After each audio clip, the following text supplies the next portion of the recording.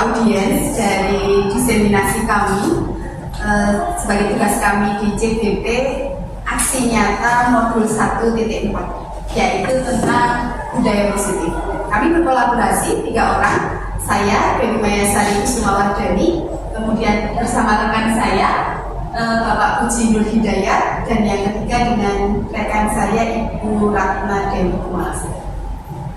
Izinkan kami untuk berbagi sedikit ilmu yang kami dapatkan tentang budaya positif yang ada di sekolah.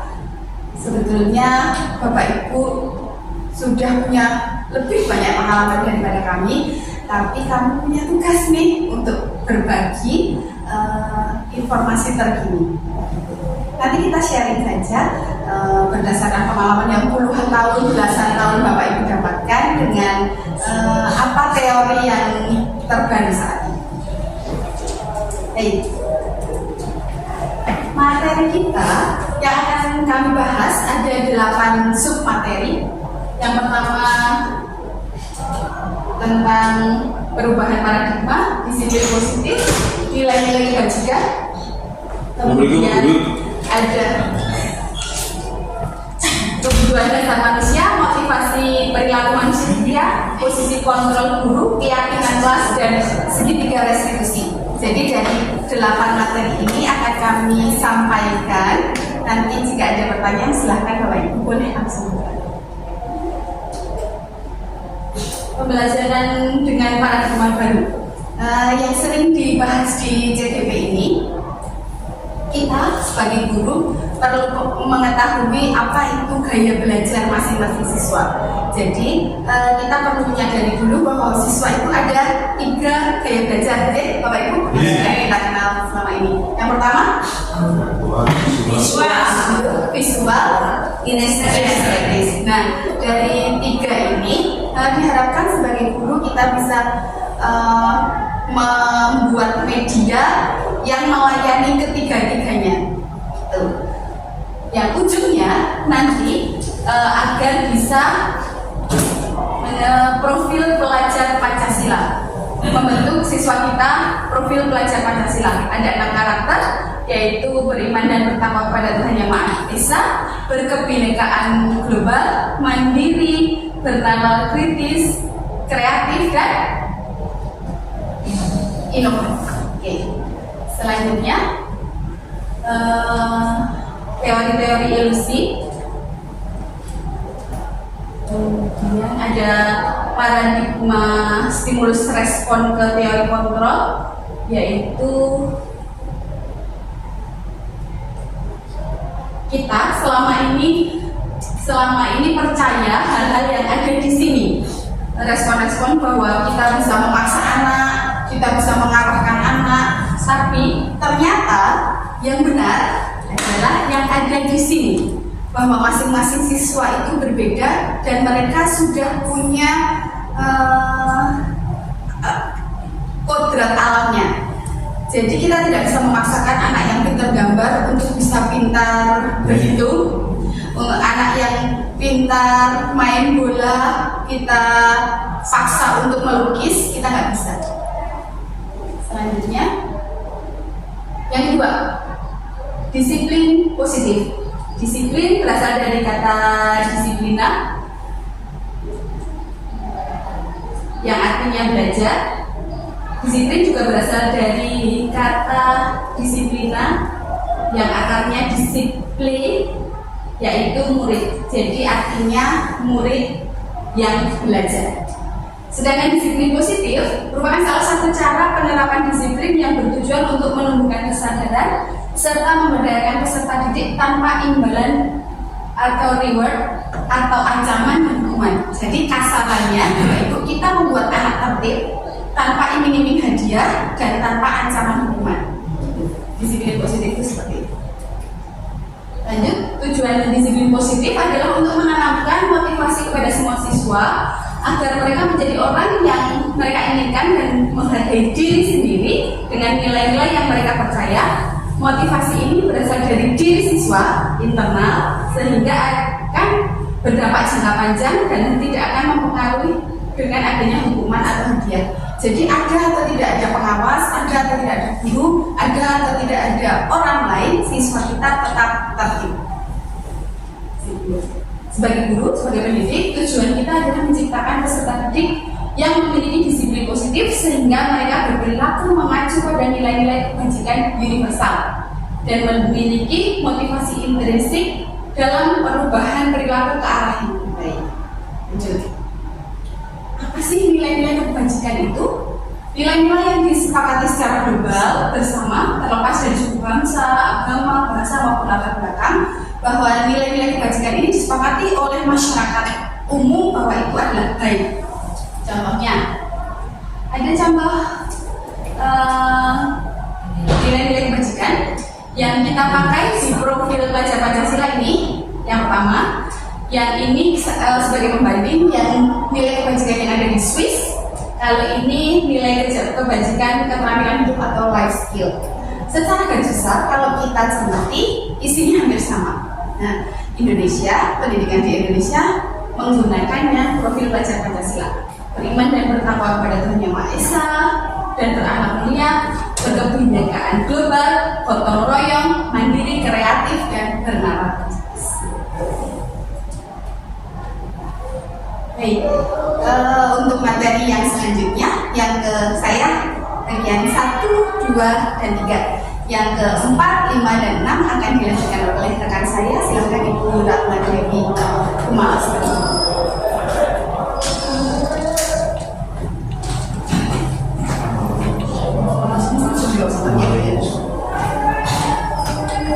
Terima kasih. Assalamualaikum warahmatullahi wabarakatuh.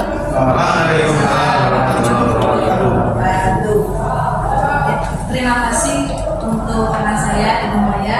Di sini saya akan melanjutkan tentang materi keempat, 5, dan 6. Perkenalkan, saya Ratu Jepasari, CGP Angkatan 9 dari Kabupaten Cilacap. Untuk materi selanjutnya, materi keempat tentang kebutuhan dasar manusia. Kebutuhan dasar manusia itu terdiri dari 5 jenis. Sebelum masuk ke 5 itu, saya akan menjelaskan pengertiannya. Unsur-unsur yang dibutuhkan manusia dalam mempertahankan keseimbangan fisiologis maupun psikologis yang bertujuan untuk mempertahankan kehidupan maupun kesehatan. Di antaranya adalah yang pertama adalah bertahan hidup. Bertahan hidup contohnya makan, pakaian, sandal, papan. Ini masuk ke dalam kategori yang pertama. Yang kedua adalah kasih sayang dan rasa diterima. Kadang murid kita ada yang merasa tidak diterima oleh salah satu gurunya, jadi rasa sayangnya ini agak berkurang. Padahal secara harfiah manusia itu harus mempunyai rasa kasih sayang dan rasa diterima. Kemudian ketiga ada penguasaan atau harga diri atau keinginan. Jadi kita ingin menjadi seorang kepala sekolah, kita ingin menjadi seorang pengawas, atau kita menjadi seorang instruktur senam atau polisi. Ini masuk ke dalam penguasaan diri sendiri. Kemudian keempat ada kebebasan. Kebebasan mandiri. Contohnya adalah kebebasan kita memiliki pemilihan, mencoba hal baru, mampu mengendalikan arah diri kita. Kemudian terakhir kebutuhan manusia yang kelima adalah kesenangan. Setiap pribadi pasti mempunyai kesenangan sendiri, entah itu bermain, entah itu kita membuat humor, antusiasme atau apa. Jadi 5 kebutuhan biologis ini cenderung sudah terterap di diri kita masing-masing. Namun bagaimana caranya kita mengolah 5 kebutuhan dasar ini bisa menjadi keahlian masing-masing. Itu materi yang keempat. Selanjutnya ke materi kelima tentang motivasi perilaku manusia. Nah, di sini perilaku manusia untuk mendapatkan suatu tujuan guna memenuhi kebutuhan dasarnya bisa melalui dengan beberapa tahapan. Ada 2 kategori di sini, kategori motivasi ekstrinsik atau motivasi intrinsik. Kita contohkan di dalam diri murid. Motivasi ekstrinsik untuk menghindari ketidaknyamanan atau hukuman. Kadang kita memberikan tugas kepada siswa atau murid karena mereka takut dihukum, jadi mereka melakukan tugas ini dengan unsur paksaan tersebut. Karena berlatar belakang biar tidak mendapat hukuman dari gurunya. Itu faktor ekstrinsik. Kemudian faktor ekstrinsik kedua, untuk mendapatkan imbalan atau penghargaan dari orang lain. Banyak rekan kita atau beberapa yang dulu memberikan hadiah, misal kalau kamu nilainya 100 akan diberikan biskuit 1. Nah itu kan maksudnya motivasi, namun motivasinya cenderung tidak bertahan lama atau jangka waktu pendek. Ini masuk ke dalam motivasi ekstrinsik. Lalu bagaimana yang sebaiknya dilakukan oleh seorang guru, yaitu menggunakan motivasi intrinsik atau menjadi orang yang mereka inginkan dan menghargai diri sendiri dengan nilai-nilai yang mereka percaya. Kita bisa mencontohkan diri kita sendiri, bisa positif dari segi waktu, konten ke kelas dalam beberapa waktu, kemudian kita bisa menghargai orang lain. Dari situlah murid kita menilai diri kita bahwa kita layak contoh. Dari situ muncullah motivasi intrinsik dengan sendirinya, bahwa mereka ingin berubah dengan sendirinya dengan melihat figur yang positif untuk diri mereka. Itu kurang lebih. Nah, sekarang perbedaan hukuman, konsekuensi, dan restitusi itu apa? Mungkin Bapak Ibu di sini ada yang tahu membedakan antara hukuman, konsekuensi sama restitusi? Ya, hukuman tidak. Iya, hukuman tidak terencana, sementara konsekuensi terencana. Restitusi proses menciptakan kondisi murid untuk memperbaiki kesalahannya. Poin yang kedua, murid pada saat dihukum, murid tidak akan tahu apa yang akan terjadi atau tidak dilibatkan. Sementara konsekuensi, murid tetap dibuat tidak nyaman. Pada saat restitusi, proses kolaboratif yang menggambarkan murid untuk mencari solusi sendiri dan bertanggung jawab. Begitu pula pada saat hukuman bersifat satu arah, keinginan seorang guru saja, keinginan murid terabaikan. Sifat guru selalu memonitor murid untuk yang konsekuensi. Terakhir di hukuman berupa hukuman fisik atau psikis. Saya contohkan di sini contohnya hukuman. Misal ada anak yang terlambat masuk ke pelajaran kita. Lalu kita menghukum anak tersebut untuk lari lapangan 1 kali putaran. Nilai di situ kan kita tidak ada gunanya, hanya hukuman fisik sesaat. Seharusnya kita menggunakan restitusi. Restitusi ini contohnya, kita tanyakan dulu anaknya, kamu terlambat kenapa? Kalau mau masuk ke logika, kita bisa kasih punishment, lain kali tidak usah berangkat siang lagi. Untuk hari ini silakan belajar lagi, tapi pos bonusnya 5 menit lagi, bisa harus selesai 30 menit. Jadi kamu tambahannya 5 menit ya, karena tadi sudah terlambat 5 menit. Jadi posisinya kita mau menggunakan hukuman itu atau sesuatu punishment yang cenderung positif. Jadi meskipun dia terlambat tapi tetap mendapatkan haknya yang sama, 30 menit porsi belajarnya sama dengan yang lain. Meskipun yang lainnya sudah beristirahat, kita bisa menggunakan waktu istirahat untuk menghindar anak yang terlambat. Kemudian konsekuensi. Contoh konsekuensi, misal ada bapak ibu guru yang guru olahraga di sini, ada yang terlambat, ikut pelajaran olahraga. Di situ anak juga disuruh keliling lapangan. Itu kan masuk hukuman. Terus alternatif yang tidak termasuk hukuman itu apa? Misal dia menumpahkan gelas pada saat masuk ke kelas, menumpahkan gelas yang berisi airnya yang banyak. Konsekuensi yang bisa diambil, saatnya jam ke-6 dimulai. It's time to begin the 6th lesson. Contoh konsekuensinya, tadi anaknya memegang gelas yang airnya tumpah. Nah, sang gurunya berarti menggunakan restitusi dengan cara, Mbak Mas, tadi kamu sudah terlambat dan sudah menumpahkan air. Bagaimana kalau kamu mengelap air itu yang tadi tumpah, kemudian diisi lagi dengan yang baru? Nah, itu sebagai tanggung jawab restitusi di situ pada anak. Jadi kita tidak menghukum, tapi menciptakan hati nurani dia tergerak. Ya, jadi untuk bertanggung jawab. Jadi kita caranya adalah memantik semangat jiwa kemanusiaan dia muncul. Jadi restitusi itu adalah sesuatu konsekuensi yang lebih bijak daripada hukuman ataupun konsekuensi. Itu untuk contoh hukuman konsekuensi. Nah, restitusi yang terakhir itu misal kita ada punya yang terkena korban pembunuhan, kita ambil satu anak, dia dibully oleh orang tuanya sendiri di sekolah, dia nggak mau ikut pelajaran, lalu kita tanya, kamu sebenarnya kenapa nggak bisa fokus belajar? Nah, dari situ kita gali, mereka cerita, terus kira-kira dia meninggalkan nilai kebajikan apa yang ditinggalkan di rumah. Karena dia merasa terbuli, berarti kan dia tidak merasa dicintai, tidak dilindungi. Dari situ kita mulai berinisiatif. Lalu kamu pengennya seperti apa? Kita menentukan solusi yang ingin mereka hadapi. Siapa yang diperhatikan dari orang tua? Kalau orang tua kamu nggak bisa memperhatikan, terus bagaimana solusinya? Jadi disinilah peran guru untuk ikut andil menciptakan rasa sayang kepada sang murid. Karena di rumah mereka tidak mendapatkan rasa kasih sayang. Disinilah kita sebagai orang tua berdua memunculkan rasa sayang itu. Jadi masuknya ke program restitusi. Jadi menangani anak dengan tidak menggunakan cara hukuman ataupun konsekuensi, tapi dengan restitusi, pengembangan yang lebih bijaksana kepada anak. Lalu materi ke-6 tentang 5 posisi kontrol guru. Posisi kontrol guru membuat siswa dapat menjadi pribadi yang mandiri, merdeka dan bertanggung jawab atas segala perilaku dan sikapnya, yang pada akhirnya dapat menciptakan lingkungan yang positif, aman, dan nyaman. Posisi kontrol terdiri dari 5. Yang pertama adalah menghukum, yang kedua membuat rasa bersalah, ketiga sebagai teman, keempat memantau, terakhir manajer. Masing-masing ini mempunyai tingkatan berbeda-beda. Tingkatan yang paling rendah otomatis yang menghukum, yang paling baik adalah posisi manajer.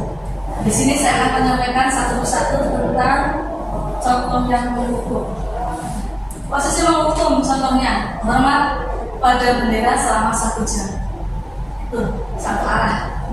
Kemudian membuat rasa bersalah. Beberapa kali ibu bapak harus memberitahu kamu, selalu saja mengecewakan.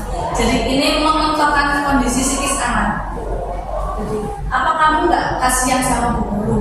Sudah berkali-kali nanganin kasus kamu, hilang waktu, hilang tenaga, harusnya pulang kasih gara-gara nanganin kasus kamu jadi pulang. Jadi kita menekan posisi anak menjadi merasa bersalah pada gurunya. Padahal seperti itu kurang bijaksana bagi kita sebagai guru. Kemudian sebagai teman bagaimana? Sebagai teman, seperti contoh berikut, ayo dong ikuti peraturan sekolah, tolong bantu ibu. Ya sudah kali-kali jangan jualan lagi. Jadi ada seperti ini, ada kata ayo dong, ayolah. Itu termasuk kita sebagai teman. Ini sudah agak baik, cuma kadang kalau kita tidak bisa memposisikan diri kepada anak, anak bisa melonjak kepada kita. Jadi pada saat kita mau mengontrol, kurang dari segi wibawa. Kemudian posisi kontrol yang keempat adalah pemantau. Contoh kalimatnya, kamu telah melanggar peraturan sekolah, kamu tahu konsekuensinya. Setelah upacara kamu beri atribut operasi. Jadi pemantau itu berarti anak tersebut sudah melakukan kesalahan berkali-kali, namun posisi kita selalu mendampingi dan mengarahkan. Misalnya ini, kamu telah udah berapa kali merasa kali? Ya sudah, lain kali jangan telat lagi sambil kita memantau grafiknya dia ada perubahan atau tidak. Itu masuk ke dalam posisi pemantau. Nah terakhir posisi manajer, ini adalah posisi yang paling absolut, yang paling baik untuk kita pakai sebagai guru. Dengan kalimat contohnya adalah, apa kamu tahu kesalahan kamu? Kira-kira bagaimana kamu memperbaiki kesalahan kamu? Nah di sini kalimat ini cenderung lebih mengarahkan mereka untuk berpikir kritis, kemudian mencari eksekusi tentang permasalahan mereka sendiri tanpa kita menyodorkan solusi terlebih dahulu. Alangkah bijaknya kalau kita semua bisa menggunakan posisi guru sebagai manajer. Kemudian materi kita yang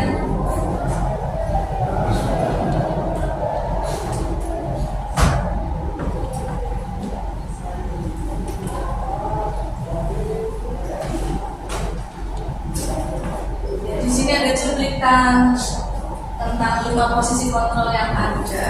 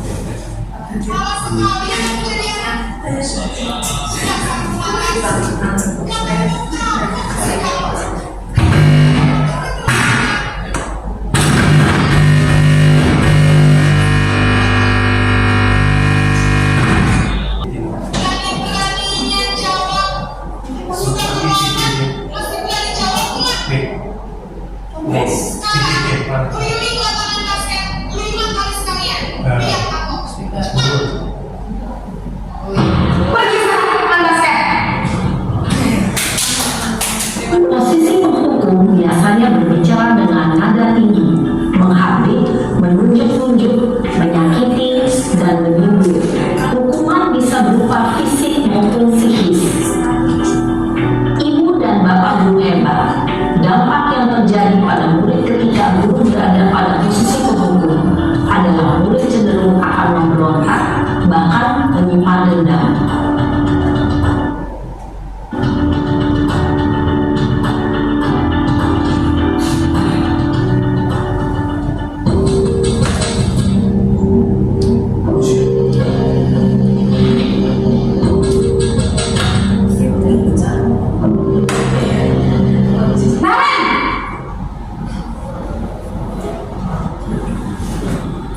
Selamat pagi, Bu. Naren, kamu kenapa terlambat lagi, nak? Ya Tuhan, Naren, kamu senang ya bikin ibu susah ya? Kalau kamu terlambat lagi, nanti ibu yang ditegur bapak kepala sekolah, nak. Disangka ibu tidak bisa membina kamu. Duh, gimana ini? Maaf, Bu. Duh, Gusti Naren, kamu suka ya kalau ibu tegur bapak kepala sekolah? Terus, sekarang ibu harus tulis apa yang di buku absen? Ini kamu sudah sering terlambat loh. Ibu harus apa coba? Maaf, Bu. Maaf sekali. Ya sudah, lain kali jangan bikin ibu susah lagi ya, nak ya. Ibu tidak akan kuat lagi kalau kamu begini terus. Bisa jantungan kalau ibu tegur bapak kepala sekolah. Sana cepat ke kelas. Maaf ya, Bu. Maaf sekali. Posisi pembuat rasa bersalah berbicara dengan nada tenang, cenderung lembut, namun kata-kata yang diutarakan membuat murid merasa menjadi orang yang gagal, memandang buruk dirinya sendiri, merasa tidak berharga, dan tidak sanggup membahagiakan orang lain. Ketika guru mengambil posisi pembuat rasa bersalah, murid akan menganggap dirinya yang bersalah dan ia akan menyimpan emosi negatif tersebut di dalam dirinya.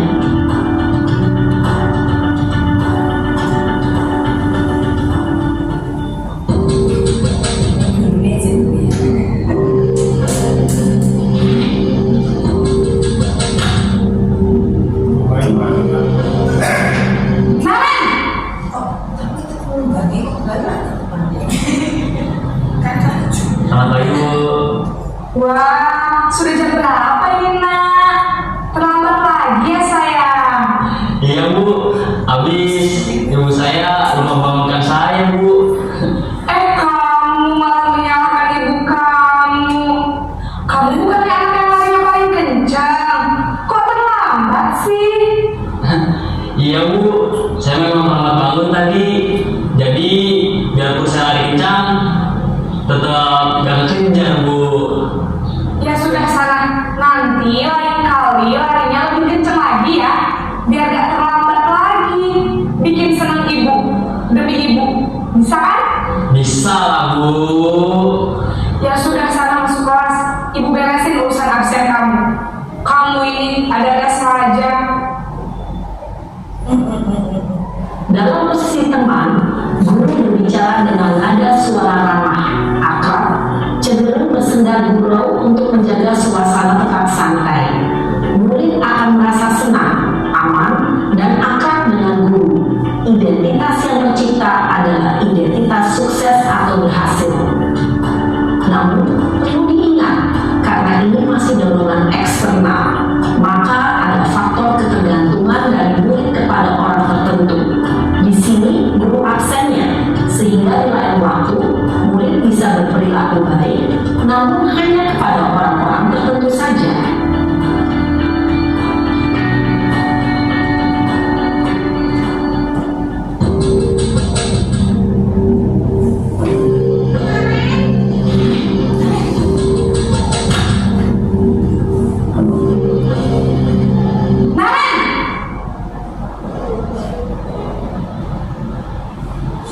Selamat pagi Bu.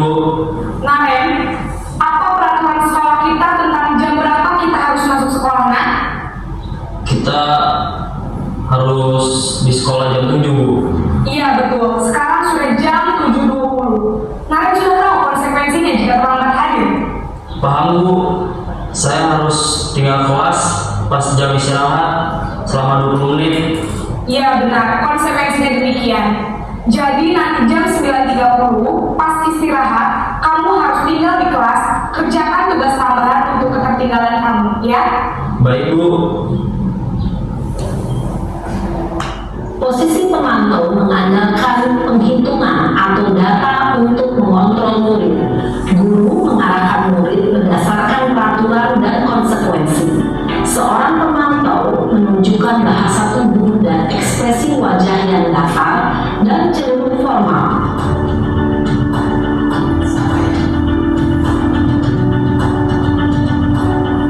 Nah, ini memang posisi yang terkait dan posisi yang perlu dicontoh.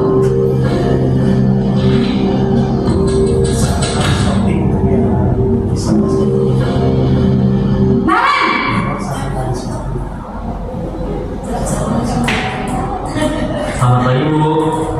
Selamat pagi, Naren. Maaf Bu, saya terlambat. Iya, sekolah masuknya jam 7, sekarang sudah jam 7.20. Jadi sekarang bagaimana ini, Naren? Maaf Bu, saya lupa start alarm saya semalam. Baiklah, menurut kamu, keyakinan sekolah yang mana yang perlu kamu tingkatkan? Menghargai diri sendiri dan orang lain mungkin ya Bu. Setuju. Jadi, apakah Naren meyakini prinsip saling menghormati tersebut? Iya Bu, saya meyakininya. Apakah Naren bersedia memperbaiki masalah keterlambatan ini? Bersedia Bu. Bagaimana kamu akan memperbaiki masalah keterlambatan ini? Saya akan coba untuk tidak lupa menyetel alarm saya Bu. Baik, kalau Naren lupa menyetel alarm di rumah, ada orang yang kira-kira bisa bantu mengingatkan tidak? Ada Bu, kakak saya, Kak Emma. Ada lagi selain Kak Emma? Selain Kak Emma, ada ibu saya. Baik, jadi yang mengingatkan Naren adalah Kak Emma dan ibu kamu ya? Kira-kira akan mulai setel alarm kapan nih, Naren? Setelah pulang sekolah, akan segera saya lakukan. Baik, jadi Naren akan setel alarm untuk bangun besok pagi dan akan diingatkan oleh kakak dan ibunda Naren ya. Ada lagi yang mungkin perlu dilakukan, Naren, agar tidak terlambat bangun lagi. Tidak ada Bu. Baik, Naren, terima kasih untuk kerjasama kamu. Sekarang kamu perlu kembali ke kelas untuk belajar. Baik Bu, terima kasih. Posisi manajer adalah posisi kontrol yang disarankan untuk membimbing murid memiliki sikap disiplin yang positif, yaitu murid yang mandiri, bertanggung jawab, dan dapat memecahkan masalah. Tujuan dari posisi ini adalah agar murid dapat berefleksi atas tindakannya. Guru akan dengan tulus memberikan pertanyaan-pertanyaan bermakna, sehingga membuat murid dapat belajar dari kesalahannya dan mencari sebuah solusi untuk menyelesaikannya. Ibu dan bapak guru hebat, setelah mengamati adegan kelima posisi kontrol tadi, kira-kira posisi mana yang paling ideal? Posisi mana yang dapat menunjang motivasi intrinsik murid? Ya, tentu posisi manajer. Posisi ini memang posisi ideal yang ingin dituju setiap usia pendidik. Pada posisi inilah, guru dapat menerapkan disiplin positif dan berpihak pada murid yang memerdekakan murid. Perjalanan seorang pendidik tentunya tidak mudah untuk sampai pada posisi seorang manajer. Namun, tujuan kita pasti, yaitu menciptakan murid-murid yang mandiri, merdeka, dan bertanggung jawab. Semoga penggambaran 5 posisi kontrol yang telah diperlihatkan ini dapat menjadi ajang refleksi bagi kita semua, agar dapat terus mengasah dan menerapkan disiplin positif yang memerdekakan murid. Mari terus berlatih dan bersemangat. Selamat menerapkan. Salam dan bahagia, Ibu dan Bapak Guru hebat.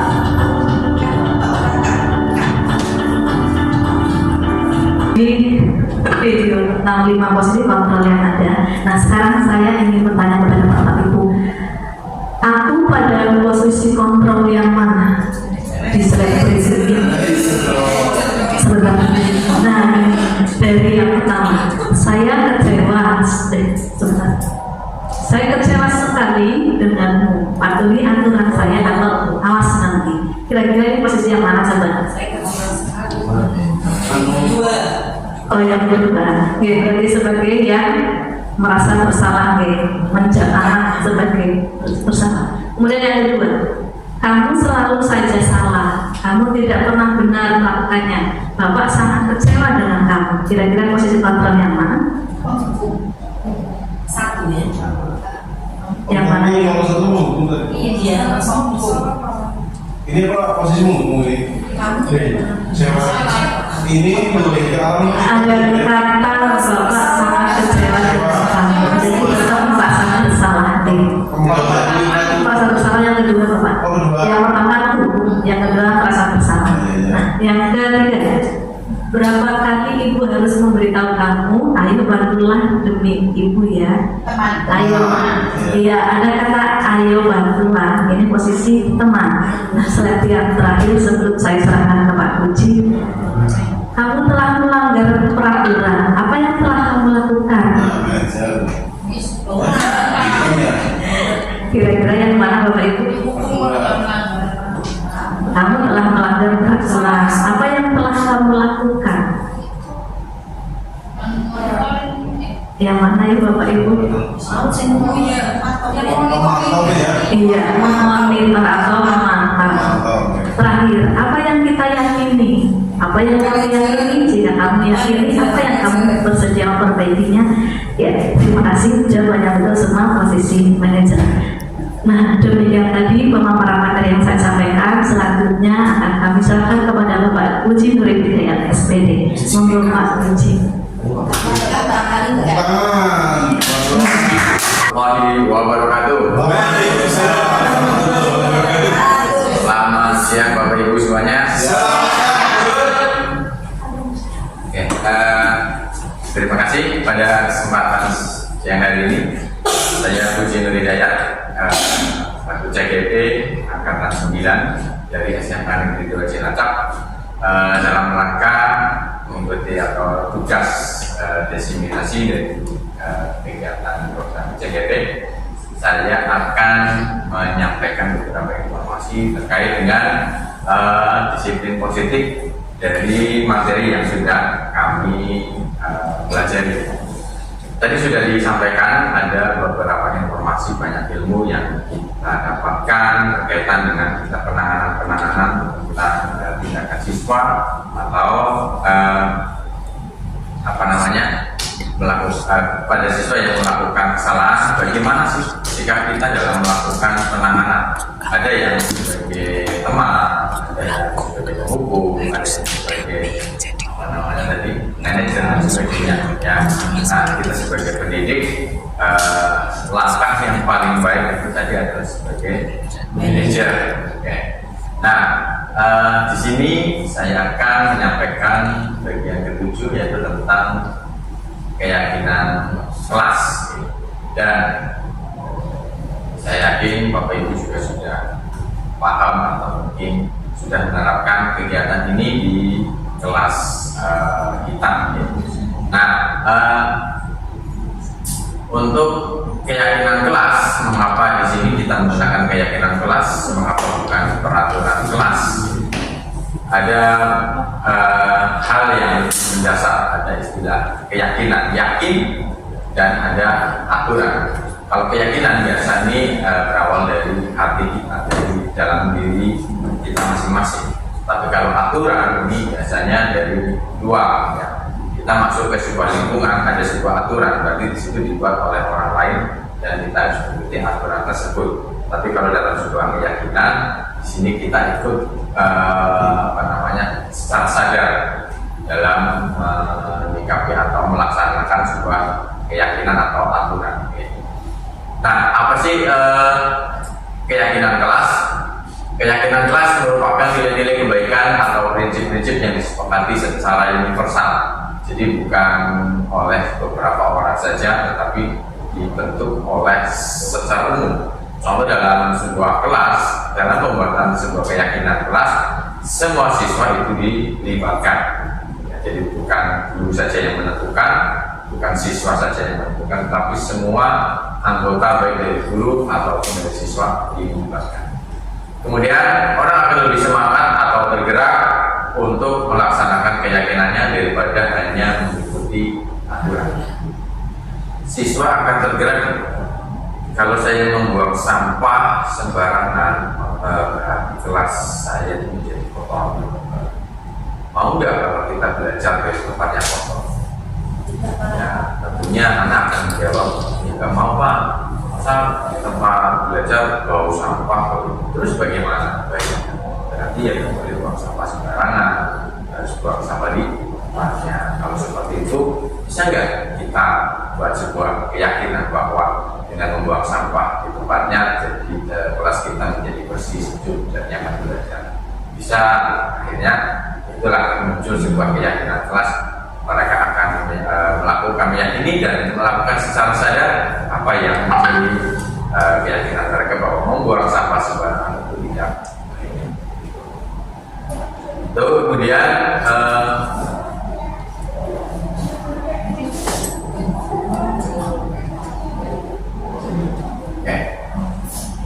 dalam pembentukan keyakinan kelas tadi sudah saya sampaikan, salah satunya adalah bersifat abstrak. Kemudian abstrak di sini real, realita nyata, jadi tidak barang yang tidak tampak, tapi secara tampak semua orang bisa melakukannya.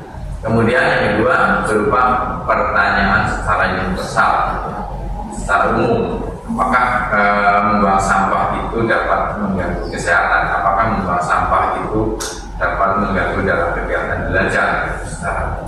Kemudian dibuat dalam pernyataan positif. Dalam membuat sebuah keyakinan, itemnya di situ nanti dibuat dalam pernyataan positif. Ya, contohnya umpamanya buanglah sampah pada tempatnya, itu praktis dan mengandung hal yang sangat positif.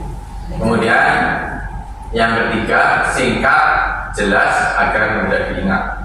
Jadi buanglah sampah pada tempatnya, berarti kan sangat singkat, berarti tidak terlalu bertele-tele, gampang diingat, dan semua orang itu, semua siswa gampang untuk memahami dan melaksanakan.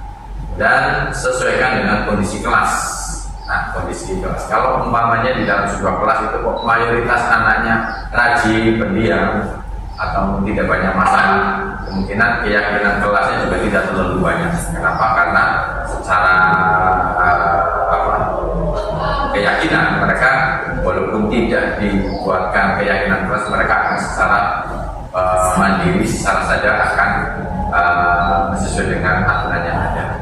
Kemudian semua warga dilibatkan saat berdoa. Jadi tidak cuma mengurus kelasnya saja atau begitu beberapa anak, tetapi di situ dilibatkan semua, baik dari siswa ataupun wali kelas dalam proses pembuatan keyakinan kelas. Kemudian yang berikutnya di bagian 8 ini ada segitiga restitusi. Apa itu segitiga restitusi? Di sini segitiga restitusi merupakan proses menciptakan posisi bagi siswa untuk memperbaiki kesalahan mereka sehingga mereka bisa kembali pada kelompoknya dengan karakter yang lebih kuat. Kemudian restitusi juga dapat membantu siswa menjadi lebih mempunyai tujuan, disiplin positif, dan memulihkan dirinya ketika berbuat kesalahan. Restitusi menguntungkan korban dan si pembuat salah.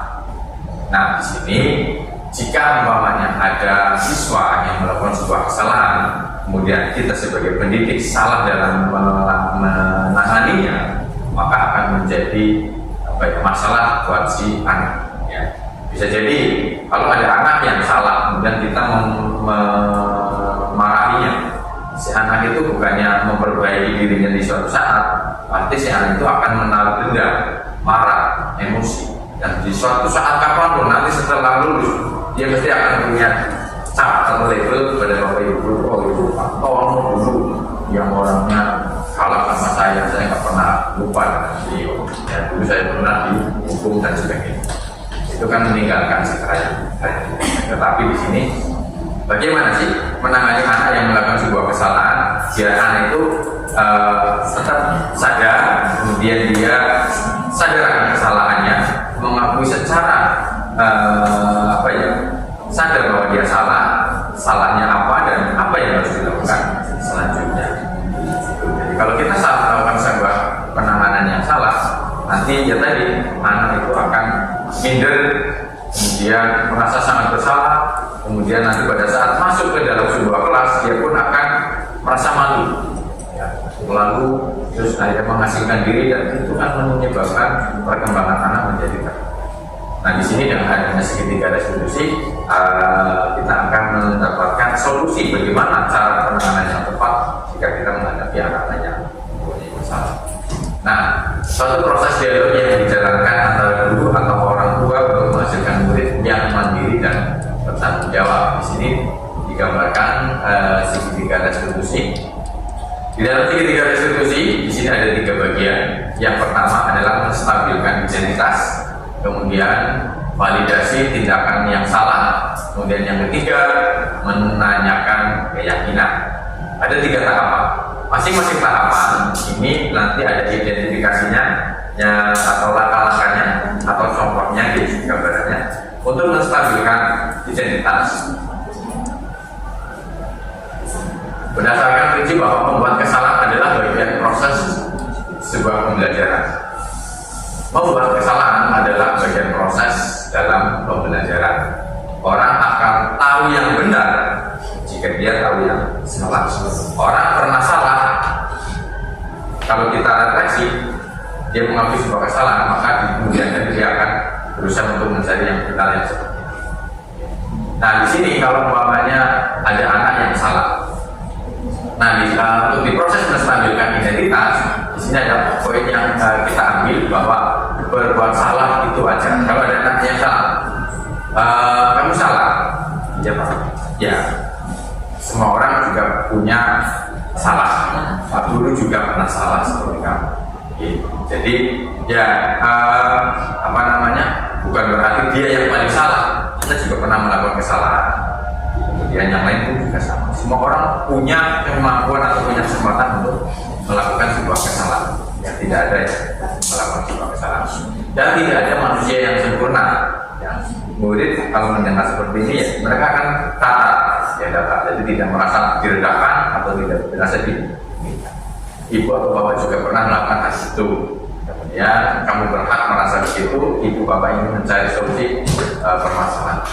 Jadi dari proses menstabilkan identitas ini, si anak itu identitasnya akan terjaga. Dia sebagai siswa ya tetap sebagai siswa, tidak merasa direndahkan sebagai siswa, atau mungkin dia tidak ditinggikan. Tapi kalau kebanyakan yang melakukan kesalahan, ya kebanyakan direndahkan.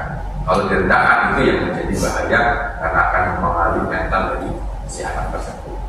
Kemudian setelah melakukan proses yang pertama menstabilkan identitas, yang berikutnya. Nah, kemudian poin yang kita ambil dari kegiatan ini yang pertama adalah padahal kamu bisa melakukan yang lebih buruk dari ini ya. Dia sudah punya kesalahan, tapi di sini ada kemungkinan atau mungkin pola pikir anak itu juga bisa lebih parah melakukan kegiatan yang salah tersebut. Kemudian setiap yang dilakukan oleh anak pastinya dia punya alasan. Ada anak yang nyontek, ada anak yang tidur, ada anak yang mungkin mengganggu teman yang lain, dia pasti punya alasan. Nah,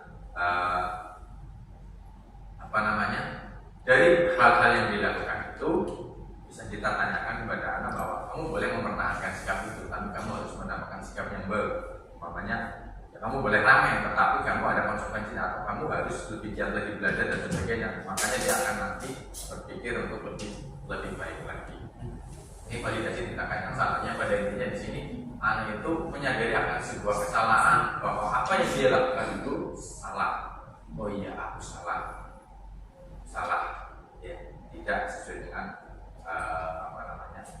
keyakinan yang ada. Kemudian setelah anak itu kok meyakini atau menyadari bahwa dia itu salah, kita melakukan proses yang ketiga, menanyakan keyakinan. Nah, kembali tadi setelah kita membuat sebuah keyakinan kelas, yang kita hubungkan apa kesalahan anak tadi yang telah disadari dengan keyakinan yang ada di kelas.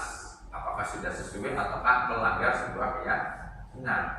Nah, kamu melakukan seperti ini benar nggak? Enggak Bu, enggak Pak, saya salah. Sesuai nggak apa yang ada di aturan ada di dalam keyakinan kelas? Tidak sesuai Pak Bu. Yang benar yang ada di dalam keyakinan kelas itu bagaimana? Buanglah sampah pada tempatnya. Berarti untuk ke depan bagaimana? Berarti untuk ke depan saya harus membuang sampah pada tempatnya Bu, Pak. Tapi dia sudah secara sadar, secara sadar mengalami sebuah kesalahan dan untuk rencana berikutnya dia sudah punya tindakan yang lebih positif. Jadi ini ada segitiga restitusi dalam penanganan masalah pada siswa. Jadi kita harus benar-benar mengetahui kondisi anak, jangan sampai kita salah penanganan, karena kalau kita salah penanganan anak itu bukannya tambah baik, tetapi dia akan mempunyai karakter-karakter yang mungkin lebih ekstrim atau mungkin dendam atau mungkin malas untuk belajar. Itu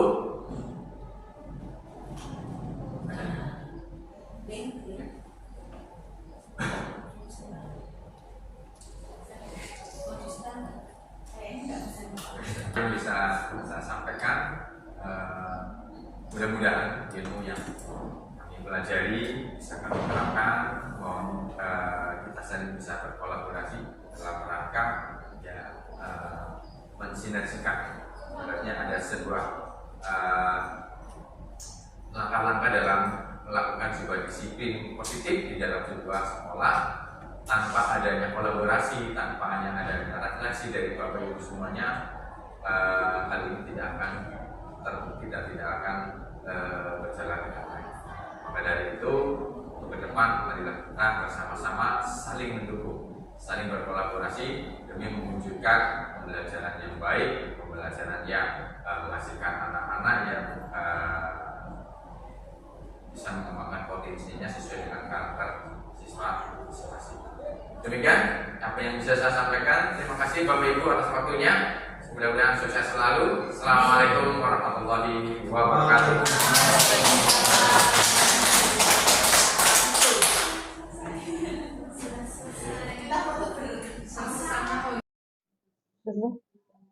Assalamualaikum warahmatullahi wabarakatuh. Waalaikumsalam warahmatullahi wabarakatuh. Bagaimana ngantuk? Ya ngantuk. Iya lumayan. Oke, kita isi waktu luang ini dengan membuat kesepakatan kelas khususnya pelajaran bahasa Mandarin ya. Karena Ibu sudah yakin kalian punya kesepakatan kelas sendiri, tapi di sini Ibu tekankan untuk pelajaran bahasa Mandarin. Nah, kira-kira ada usul apa yang mau kalian terapkan di sini? Kita menggunakan kalimat negatif dulu. Jadi setelah kalimat negatif baru kita rubah ke kalimat positifnya terlebih dahulu. Ada yang punya usul Mas Mbak khusus pelajaran kita berarti selama 2 jam. Kira-kira yang ingin dipatuhi apa saja? Kenapa? Penggunaan HP. Boleh apa enggak? Tidak boleh menggunakan HP. Ya, ditulis dulu aja ya, nanti kita cari. Tidak boleh menggunakan HP, Mbak.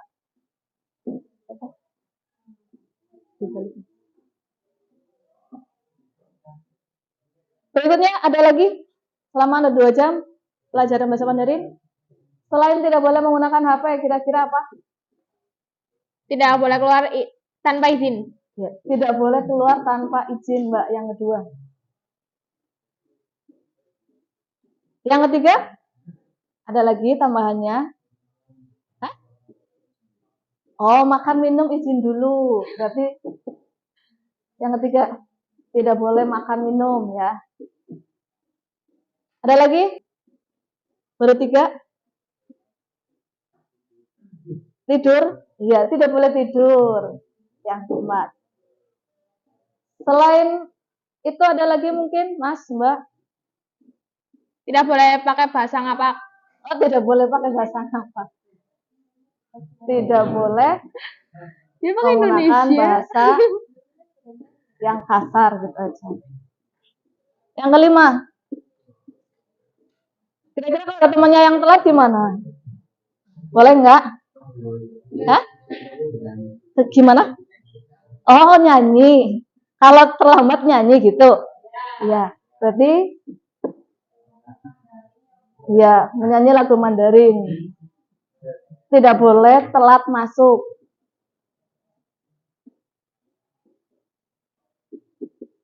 Ya, cukup? Atau ada lagi? Ya, kalau cukup ini kan masih ke kalimat negatif. Kita rubah. Kalian kan anak bahasa pasti bisa merubah kalimat negatif ke positif. Dari kata tidak berarti berubah menjadi apa? Yakin. Bisa mah aja itu nggak ada kesepakatan kelasnya ya. Tidak boleh menggunakan HP berarti apa? Ya, menggunakan HP seperlunya. Ya, silakan. Nomor 2, dirubah ke kalimat positif jadi apa? Tidak boleh keluar tanpa izin. Ya, keluar kelas dengan izin guru. Yang ketiga, ada yang tahu? Tidak boleh makan minum menjadi apa? Iya. Oh, minum boleh. Iya. Berarti gini aja. Iya. Makan dan minum seizin guru. Sama seperti yang atas ya.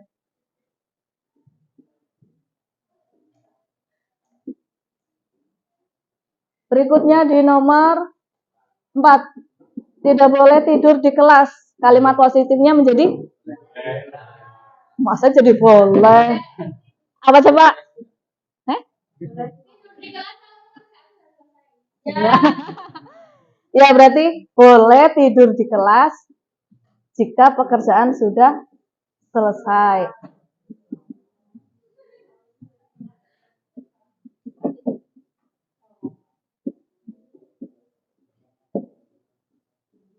Selanjutnya apa lagi?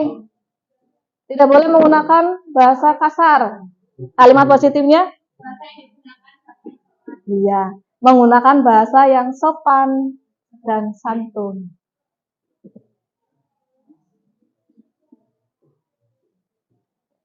Terakhir, tidak boleh telat masuk kelas. Berarti apa? Kalimat positifnya? Apa yuk? Iya, selalu hadir tepat waktu. Khusus di pelajarannya Ibu ya, kita bukan membahas secara global di lingkungan sekolah. Kita bertahap dulu dari mata pelajaran Ibu. Kalau udah lulus berarti kan tahap ke berikutnya. Iya, termasuk bagaimana dengan kaki yang ke atas meja seperti Mas Anwar. Oh, nggak di atas meja. Oh, di atas. Oh, gitu ya, pinter. Iya.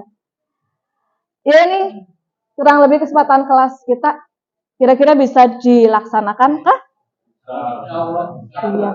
Kan masih boleh makan minum ya. Yang penting kamu izin dulu ke gurunya. Kalau sudah diizinkan boleh.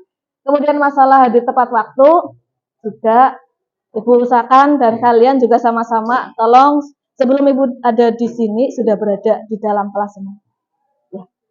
Sebaliknya, jika Ibu belum datang, ya salah satu menghubungi Ibu, siapa tahu Ibu ada lupa atau mungkin ada rapat di sana. Ya. Jadi ini kesepakatan kelas hari ini. Terima kasih Mbak Sekretaris, boleh kembali duduk ke sana. Nah, dari kesepakatan kelas ini, insya Allah kita akan benahi besok mulai minggu depan. Hari apa ya kita bertemu? Kamis. Ya, Kamis kita coba melaksanakan kesepakatan kelas yang sudah dirubah pada hari ini. Mohon kerjasamanya Mas Mbak. Iya, terutama kebersihannya juga dijaga. Meskipun hanya 6 yang kita tonjolkan, tapi kebersihan kan belum termasuk. Jadi Bu harap kebersihannya juga bisa dikondisikan. Ya Mas Dinar? Ya. Oke, ya itu saja Mbak. Terima kasih untuk kesepakatan kelas kita hari ini. Semoga berjalan ke depannya. Boleh dimatiin aja. Pak, tadi itu dipanggil sama teman kamu. Katanya hari ini Mbak Reva main HP ya pada saat pelajaran bahasa Mandarin. Jadi kebetulan orang tua saya jadi harus saya tuntut. Kenapa harus pakai marah? Katanya kan marah ke teman kamu yang itu. Itu sebenarnya saya ada ngobrol. Jadi saya emosi begitu. Nah di sini sebagai manusia emosi dikeluarkan benar. Pengalamanku hakikatnya sudah seperti itu ya. Nah, bagaimana caranya Mbak Reva mampu mengontrol emosi? Nah, di sini selain emosi yang dikeluarkan Mbak Reva, apalagi kira-kira mungkin hal negatif yang dikeluarkan mukul meja atau berantem sama teman, itu saya sempat mukul meja juga, bentak-bentak teman. Yang lainnya lagi ada? Itu main HP saat pelajaran Nah di sini berarti Mbak Reva kan sudah memvalidasi kesalahan Mbak Reva. Kira-kira nilai kebajikan atau kesepakatan kelas apa yang Mbak Reva sudah langgar? Bermain HP saat pelajaran. Lalu ke depannya Mbak Reva mau memperbaiki kesalahan Mbak Reva dengan cara apa? Saya lebih harus mengontrol emosi saya, juga harus tahu waktu kapan saya bisa megang HP atau gimana. Selain itu ada lagi mungkin? Sepertinya itu saja. Kepada gurunya bagaimana? Saya harus lebih menghargai risiko. Setelah menghargai, terus apa lagi mungkin atas gurunya? Jadi pernah meminta maaf ke guru yang bersangkutan atau belum? Mau dicoba seperti itu atau bagaimana? Saya akan minta maaf. Lain kali kalau misalkan emosinya ada diundang lagi Mbak Reva, karena Mbak Reva sudah tahu keyakinan kelas di kelas 12 kelas itu seperti itu. Selamat menjadi kelas yang baru. Terima kasih Bu. Sama-sama. Selamat pagi Mbak. Pagi Bu. Tahu nggak Bu Ratna hari ini manggil kamu kenapa? Yang soal piket ya Bu? Namanya ada apa sih sama piket? Ya soalnya apa ya, kalau misalkan kelasnya kotor tuh mereka nggak sadar diri loh Bu, masa harus yang piket terus yang harus bersihin. Berarti tadi di kelas marah-marah? Ya iya sih, kan mereka juga yang ngotorin. Oh gitu. Selain marah-marah apa lagi tindakan di kelas? Ngediemin teman nih. Itu termasuk jelek apa baik ya Mbak sikap kayak gitu? Ya jelek. Nah di sini sebagai manusia memang wajar kita mengeluarkan segala emosi lewat marah, itu hal yang biasa. Namun amarah itu lebih baik kan kita jaga, jangan sampai membawa ke hal yang lebih jelek lagi contohnya. Selain marah, Mbak Reva melakukan apa lagi di dalam kelas? Ya nyalain orang. Ya udah tahu sih soalnya kan hari ini piketnya saya jadwalnya, tapi malah saya nyalain temen karena ngotorin. Selain itu ada lagi mungkin hal negatif yang dilakukan Mbak di kelas? Marah-marah ya, marah-marah. Diingetin malah marah-marah. Terima kasih untuk konfirmasinya. Nah di sini Bu Ratna yang meluruskan Mbak. Jadi dari marah-marah itu alhamdulillah Mbak nice ya, tidak ke arah yang lebih jelek lagi dengan sangat memukul, dengan cara memegang meja mungkin. Nah, di sini Ibu ingin menggali tentang kesepakatan kelas yang sudah kita bikin. Nah, kesepakatan kelas kita salah satunya apa ya yang berkaitan dengan kebersihan kelas? Wajib piket sesuai jadwal. Iya, wajib piket sesuai jadwal. Nah, di sini Mbak Naisya sudah betul masalah menentukan teman. Tapi nilai kebajikan yang ada juga tidak boleh dilanggar. Kebajikannya kira-kira apa saja, Mbak? Menjalankan kewajiban, karena kan itu udah kewajiban kita ya sebagai jadwalnya. Terus menghargai teman sih, terima kasih sudah mengingatkan gitu. Terima kasih sudah mulai menggali disiplin positif yang sudah ada. Nah, di sini Mbak Naisya, Ibu berharap bisa mulai bertanggung jawab lagi. Dengan cara apa? Mungkin Mbak Naisya bisa mengeluarkan ide ke depan untuk melatih atau untuk sesuai dengan kesepakatan kelas yang ada. Setelah kejadian ini kan belum lama kan, terus kedepannya memperbaikinya lewat hal seperti apa? Ya, menjalankan kewajiban kan harus ada diri sih. Kalau sekarang jadwal piketnya berarti ya harus piket. Terus Keduanya kalau diingatkan teman, terima kasih mulai jangan marah-marah. ya, berarti sekarang sudah tahu ya di Naisya itu ternyata memang ada kesalahan dan ingin mencoba memperbaikinya. Ya. Terima kasih, semoga Mbak Naisya tidak mengulangi kesalahan yang sama. Ya, siap. Selamat kembali ke kelas ya, Mbak. Ya, terima kasih ya Bu. Baik, Bu.